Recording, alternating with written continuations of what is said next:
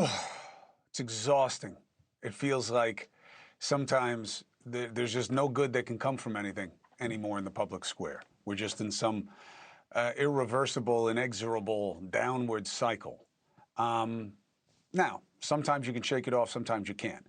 Joe Manchin was dealing with that in the U.S. Senate for 14 years, trying to get things done, trying to make a difference, and he got increasingly attacked for it. Now he's written a book to kind of describe the dynamic, Dead Center, in defense of common sense, and he joins us now. Former West Virginia Senator, former governor, former member of Congress, Joe Manchin. Joe, I told you this was going to happen if you left. I blame you. No, I'm kidding. What do you see going on in the country right now, Joe? And what's the fix? What would get us to a better place? Chris, it's scary. You know, 2 nights ago, I think the president said that after this, first of all, my heart and my prayers, and I think every West Virginian goes out to Charlie Kirk's family, his children, his wife, his family. It's just horrific. And this is happening all too frequent in the political arena. We've got to stop this. But also, you know, when you look at what's going on in the political arena and then look at all the children that are caught up in the middle of all this violence in their schools, something has to be done. And I'm thinking that basically it's a time for us to take a recollection of who we are and how we change this. And, you know, when I was raised in Farmington, coming from an Italian family and Czechoslovakian family, and you know, the Italians are a little bit stronger, as you know, they're a little bit more boisterous. But, you know, I was taught that my words, I had to be accountable and responsible for my words and actions. Chris, and if I said something and I didn't get reprimanded and it was out of out of line or out of character, then actions would follow. And I always knew that. And my family was so cognizant of this and says, you got to be careful. Your words mean something. And the actions you take will represent and basically, define who you are. Mm-hmm. So I'm always very careful. So with that being said, here we are. People are going back and forth.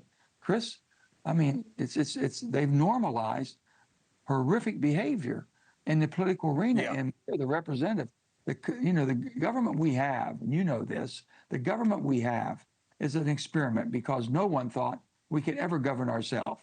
Our founding fathers said, let's try it. It's better than anything else out there. Let's give it a shot. And, you know, for about 200 years, we did pretty good.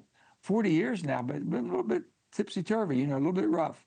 But the bottom line is that we have to, the process is we are electing the people we want to represent who we are and what we believe and what we feel. And when that happens. But it's rigged, Joe. It's rigged. Look at how hard you had to try. You're in a ruby red state, and you muscled through it with the wrong party in terms of your state's affiliation as a dynamic because they believed in you and how you did the job. But you're not allowed to do it anymore. The incumbency effect chokes Congress. Gerrymandering by both sides has destroyed it. Now it's just more ugly and obvious. And what do you say when people call you up or they reach out to you and they're on the left and they say, hey, man, slow down on the Charlie Kirk stuff. This guy was no hero. This guy said a lot of ugly things. I keep being told that, and I keep saying to them, what does that have to do with anything? The guy was murdered. What are you saying? I said this. This was a young man that was willing to go to campuses and debate you and talk about it. You didn't have to agree with him. But that doesn't justify what happened. My God, no way, shape, or form. You can disagree, and if he ever ran for an office, you could vote against him if you didn't like him. But this kind of violence, it's uncalled for. But on the other hand, let me tell you, people are talking about, there's a crusade coming, there's war coming. Chris, the only crusade this country needs right now is one of civility. How do we get back where we treat each other like human beings, where we treat each other like, hey, we're all in this together. When all's said and done, it's all about us. And there's only one party, the American party. You can have the Republican side, you can have the Democrat side, but when it comes down to it, it's the American side that we're all trying to improve and make better.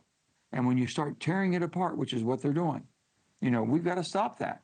And I've told the president, and I believe, Chris, I know how you were raised, I know how I was raised.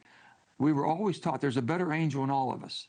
There's a better angel inside of us that basically stops you from doing a little bit of damage, hurting someone, and basically kind of gets you on the right path. I'm asking the President of the United States, Donald Trump, who I know, and I'm saying, Mr. President, this country needs you to be the leader in chief. We need you to be the comforter in chief. We need you to bring this country together. You can't keep throwing fuel on the fire. We're in a very delicate situation right now, and this is what it takes. I'm praying to God that he does it. I really am. Well, Joe Manchin, we miss you. I think we need you in the conversation. My friend, Dead Center tells you how you. There it is. Hold it up higher. Okay, from Farmington, there it is. From Farmington, West Virginia, Chris, less than 500 people, and be able to be grounded in what Americans all about, what this country is able to afford all of us, and sit at the pinnacle of power, and look at the president when you know in your heart that what they're doing might not be good for our country, and say, Mr. President, I'm sorry, I don't agree. And be able to get through that. And you have to dig deep in order to do that. You know that. And that's what got me through it. It's what really got me through it. I've watched you do it for years. I've been a student of Joe Manchin, and we need more of you. I wish you the best with Dead Center. I'm sure it's going to sell like crazy because people are desperate for it. Last word to you, Senator. Chris, I want to say one thing. I remember you at Sago.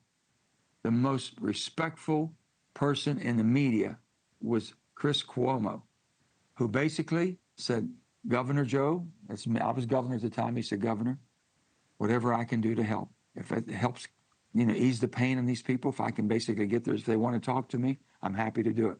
You took such a humanity approach, Chris, and I remember that. I'll never forget that. And the rest of the media was coming all over us, coming out of the hills, coming from the trees, everywhere. You did it right, and you've always done it right, because you know what? You were taught that way, and I was taught this way. We have got to fight to bring this country back together, and we can't let this absolute hatred and spewing, calling people's names and denigrating people. That's not who we are. We're Americans, and by God, it's the American party. One party. You want to be on the left and the right, that's fine. When it comes down to it, you better be fighting for the country. Amen. Senator Manchin, thank you for the generous assessment. Good luck with Dead Center. Common sense needs a comeback, brother, and I'm here for it. Let me know whenever you want to be part of the conversation. I wish you and the family the best. Thank you. You too, my friend. You too, my friend. I like that picture, by the way. You look good in that picture, Joe. You look good in that picture. I got to go. Yeah. Bye-bye. Thank you for watching. Subscribe below and download our NewsNation app right now on your phone, and you will get fact-based, unbiased news for all Americans.